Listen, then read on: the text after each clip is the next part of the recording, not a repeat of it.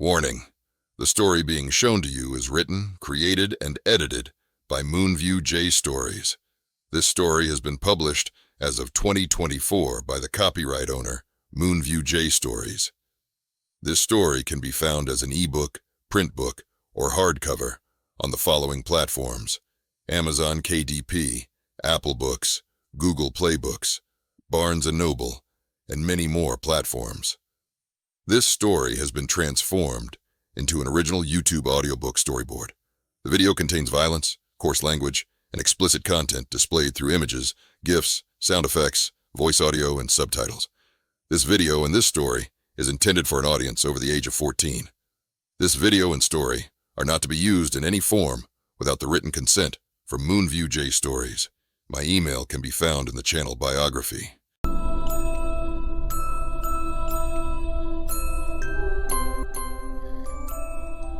Warning: do not go to the North Pole. Thank you. This story takes place in London, England during the mid-1970s. It's about an annual luxurious Christmas vacation at a mysterious castle in the North Pole.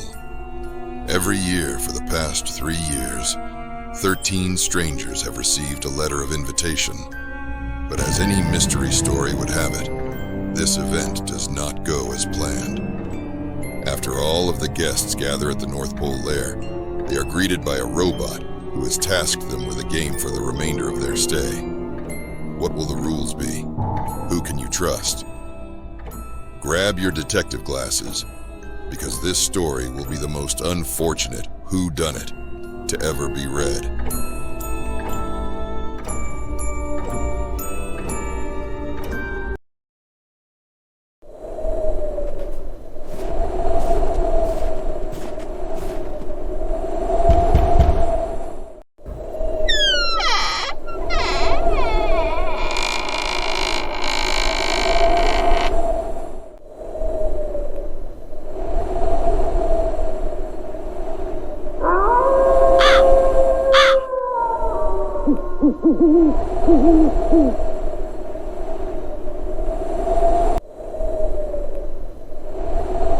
What's this? You're back again for another story? You must have enjoyed our last story a lot then. Come on, let's go.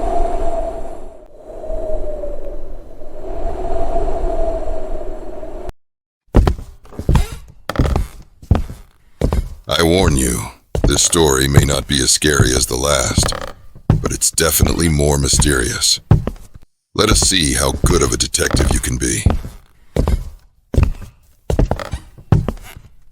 Oh, great heavens. I almost forgot to offer you hot chocolate. Oh, that's right. I don't have any hot chocolate.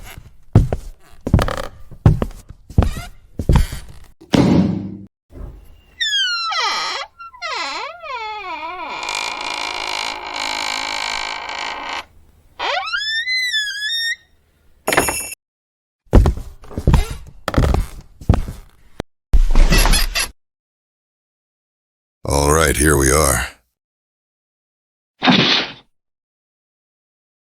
This is a very, very unfortunate story about what happens when you receive an invitation to the North Pole Lair. I want you to find out one thing throughout this story. Whodunnit? Chapter 1.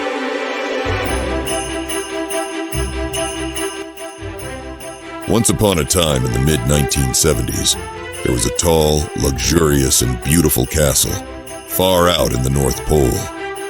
To the castle's residents, it was known as the North Pole Lair.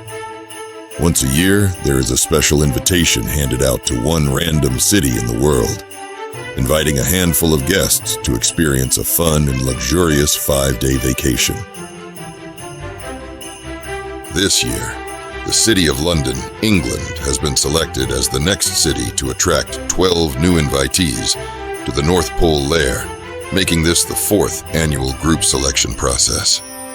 One of the letters of invitation were sent to an obnoxious woman named Ophelia while she was in the back of her shop that she owns, doing some restocking. The next letter was sent to a house with a negligent mother stating that she may bring one person if she chooses. This woman was named Gisela, and she accepted it, so another letter was sent to the person she chose. Another letter arrives at the apartment building of a somewhat closed-off woman named Isabella. Followed by that was a letter to a workplace of a mischievous but friendly man named Claudius. Up next was a man with a troubled family past, harboring deep hatred within his heart. His name was Jeremiah. The next letter was to the house of a very sophisticated and successful man who always thought very highly of himself. His name was Marcellus. However, the next woman to receive a letter was possibly the most clever on this list of invitees. She is a very strong, spoken, and opinionated woman named Cassandra. Up next to receive a letter was a man of few words who loved to spend time reading. His name was Hendrickson, and his letter was received at the library. The next set of letters is delivered to Rosalina while she is walking into her clothing store. She is a very stubborn and prissy blonde woman who owns a formal attire store with her husband. Up next was an invitation delivered to the home of a very dedicated architect named Geronimo. He has a very keen eye that's highly advantageous for paying attention to detail in his line of work. With the last set of letters, the first one is received by a respectful and curious red-haired woman with freckles named Gabriella. She is a ballet dancer and received her invitation while in her ballet studio. The last letter is delivered to a wise writer who can articulate his words to the highest degree. He spends most of his time in his home office, working on another story. His name was Fitzgerald.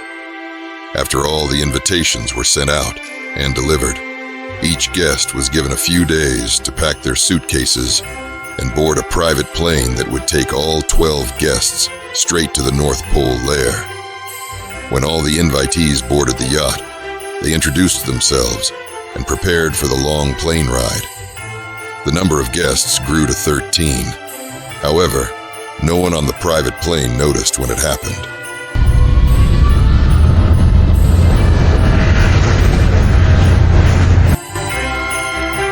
Unfortunate events at the North Pole Lair, coming soon.